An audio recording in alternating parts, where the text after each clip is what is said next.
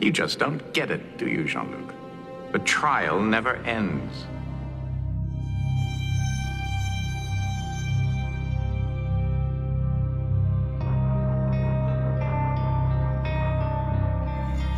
In the very first episode of The Next Generation, the Enterprise encounters a godlike entity known as Q, who proceeds to put humanity on trial for its, quote, savagery. You will now answer to the charge of being a grievously savage race. Q is a recurring character from a semi-omnipotent race of beings known as the Q Continuum. He's clearly based on the character Trelane from the original series episode, The Squire of Gothos. In that episode, the powerful being kidnaps the crew and holds them captive on his planet. Trelane, while dressed in 18th century English attire, proclaims that he has studied Earth as a hobby. Kirk then points out that his view of Earth was through a time-delayed telescope, thus, Trelane's knowledge of Earth is dated by about 900 years. Curiously, this would make Trelane's knowledge of Earth based off the year 1365, when his outfit, flintlock pistols, and half the items in his abode didn't exist. Regardless, Trelane's knowledge of humanity is conspicuously based entirely off the Western European variety. He addresses the crewmen of French and German heritage in their native tongues and recounts various elements of their histories, but says nothing to the Asian crew member. 1, 2, 3, 4, gehen wir mit dem Schiffsgewehr. He even refers to Uhura as, quote, a Nubian prize, and assumes that she was taken on one of the crew's, quote, raids of conquest. Trelane is also obsessed with war and violence, with a childlike exuberance. He demands that Kirk tell him all about their campaigns, their battles, and, quote, missions of conquest. Kirk replies, quote, our missions are peaceful, not for conquest. When we do battle, it is only because we have no choice, unquote. The idea here is to depict Europe's past as savage and depraved. The episode culminates with Trelane's cosmic alien parents intervening before he kills Kirk with a sword, the theme being that war is juvenile and immature. But there's also a sense of divine judgment and intervention, which gets much more fleshed out in the Next Generation's character Q. Q uses his powers to transport Picard and some of his crew to a mock trial modeled after the ones that took place following Earth's fictional World War III. Just as Trelane appeared to Kirk as an English court judge, Q appears in an outfit that bears a striking resemblance to that of a Catholic cardinal. The setting also draws on modern cliched ideas of the Spanish Inquisition. The large banner behind Picard and his crew also looks a lot like a Reichsadler. Initially, Picard attempts to reject the accusation that humanity is a savage race, but eventually he succumbs to the evidence put forth in the trial. In a series of poetic monologues, he confesses humanity's guilt and shame before the court. We humans know our past, even when we're ashamed of it. All right! We agree there is evidence to support the court's contention that humans have been savage. Therefore, I say test us! Test whether this is presently true of humans. And so you petition the court to accept you and your comrades as proof of what humanity has become. Now, I would argue here that it isn't so much humanity who's on trial here. Q is mostly a representation of Western consciousness judging itself. Gene Roddenberry, who personally created the character, arguably has the Western world mocking itself, condemning itself, and ultimately tasking itself to go out and prove that it can live up to its stated liberal ideals. Curiously, Data stands up at one point and asserts that, quote, in the year 2036, the new United Nations declared that no Earth citizen could be made to answer for the crimes of his race or forebears, unquote. Q dismisses the notion, and as will be evidenced throughout the rest of this series, the writers did too, even though they never explicitly state as much. Again though, Picard begs Q to test us to see if we are indeed still a savage race, and Q accepts, stating that the Enterprise's current mission will be more than an adequate challenge. The current mission Q had pulled the Enterprise away from for his mock trial was the investigation of Farpoint Station. The Federation had sent Picard to investigate it because the local humanoid race that built it, the Bandi, were last considered rather primitive, and so the Federation is suspicious about its construction.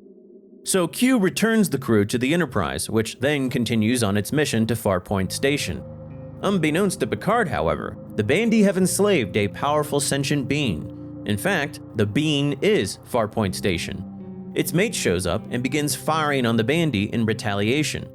Picard is tempted to fire on the mysterious vessel, partially out of fear, and also because from his perspective, the vessel is clearly the aggressor. Q even initially encourages him to do so, almost like a mischievous little devil over his shoulder. "Save yourself, it may attack you now," he says. "Destroy it while you have a chance." Picard, of course, refuses, instinctively knowing that there is more to the story. He eventually gets the truth from the Bandy representative that they had enslaved this powerful being for their own selfish purposes. Picard then orders the Bandy to evacuate the station before using space magic to free the alien being. Picard has thus proved humanity's liberal nobility by not giving in to fear of the unknown. The two massive jellyfish-looking aliens then fly off into the distance, and Troi, the telepath, cries tears of joy as she relays their profound sense of gratitude to the Enterprise. Picard then turns to Q, who admits that humanity has passed his test. Picard asks Q why he uses other life forms for recreation and demands that he leave his vessel. Q obliges, but assures Picard that it is only because it suits him to do so and can't promise that he'll never return. Indeed, Q does return on many occasions, and his purpose as a character evolves somewhat. At times, it departs from a godlike entity that judges humanity to a petty, inferior being whom Picard judges as beneath his own liberal enlightenment. In the episode Deja Q, Q is stripped of his powers by the Continuum and has to live among the Enterprise crew as a mere mortal.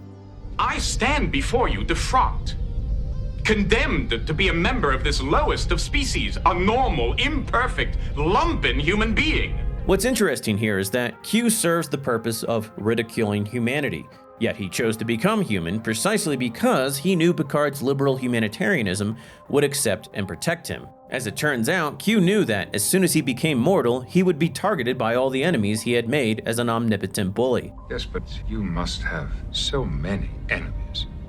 Certainly you knew that if once you became mortal, some of them might look you up. It had occurred to me. And for all your protestations of friendship, your real reason for being here is protection. You're very smart, Jean-Luc. But I know human beings. They're all sopping over with compassion and forgiveness. They can't wait to absolve almost any offense. It's an inherent weakness of the breed. On the contrary, it is a strength. You call it what you will. But I think you'll protect me, even though I've tormented you now and again. Picard, in a common motif throughout the series, insists that his endless compassion isn't a weakness. Time and again, the series has Picard navigating a crisis wherein his liberal values triumph over skeptical cynicism. The show seeks to convey to the audience that liberal democracy is the most sophisticated and resilient system the world has ever known or ever will know. Picard, the stout Englishman, a symbol of cultural refinement and sophistication, stands ever resolute against the would-be cynic. He and his crew functionally take Q at his word, though, deriving satisfaction and Q being humbled by the experience. They repeatedly highlight that Q has no idea what it means to be human and proceed to educate him. Human interpersonal relationships are more complex. Your experience may not have adequately prepared you. But again, the episode is another Q trial. Whether or not Q is sincere about his predicament, he is very much serving as a test of the Federation's liberal values, and to what extent they will live up to the ideals Picard had promised him in their first encounter.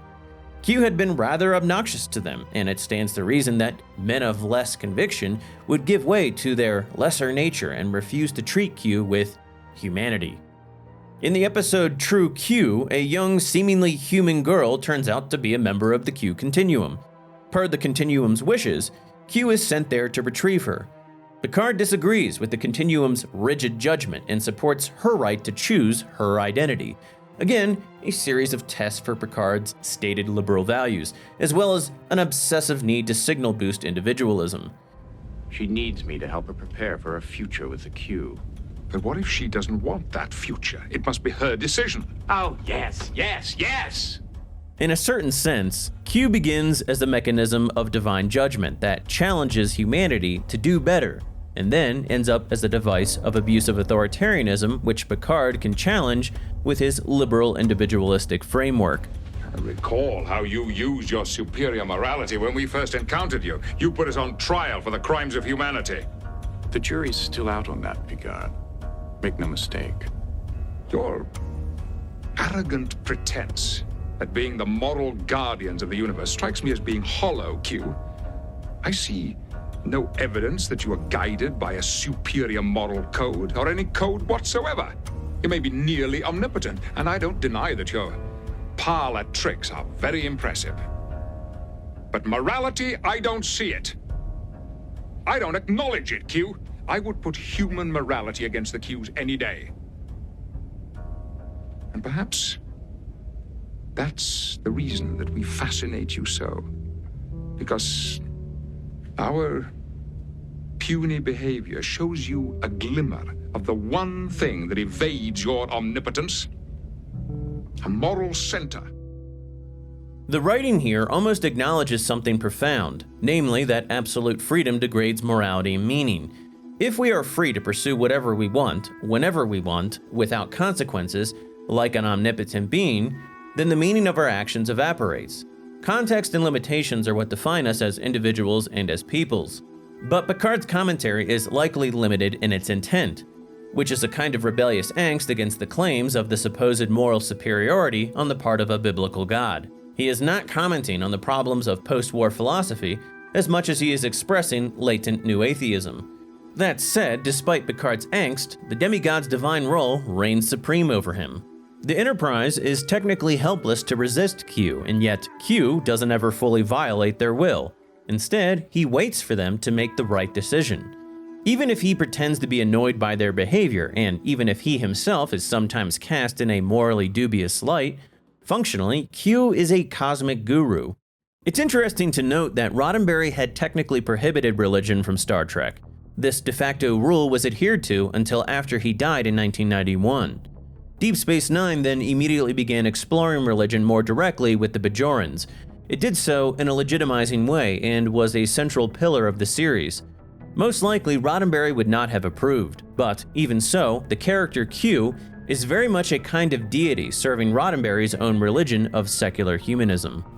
While I won't go through the episode in its entirety here, it is rather fitting that The Next Generation ended with Q putting Picard through yet another trial. Q, I knew it! What's going on? It's Judge Q to you. And isn't it obvious what's going on? The writers all but stated that Q was in fact the series' Alpha and Omega. In the final episode, a temporal phenomenon spread out across 3 points in Picard's life threatens to erase humanity, along with all its progress, from existence. Picard naturally unites his crew across all 3 timelines and overcomes Q's challenges yet again. But Q's final remarks to Picard are that such trials will never end. Somewhat unsurprisingly, Gene grew up as a Southern Baptist, but renounced the religion at 16 when he had an epiphany about communion during a sermon.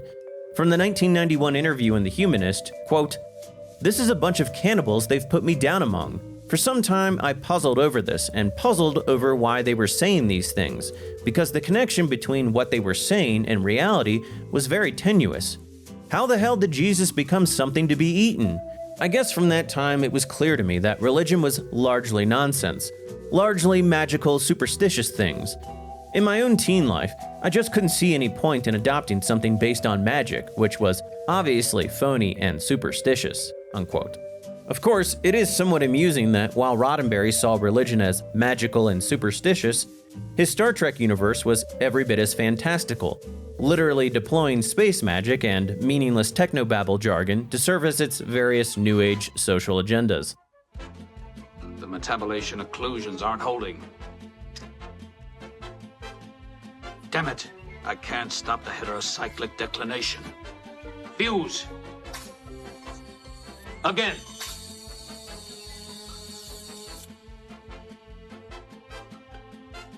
We need a biomolecular physiologist in here. This man is dying. Right away.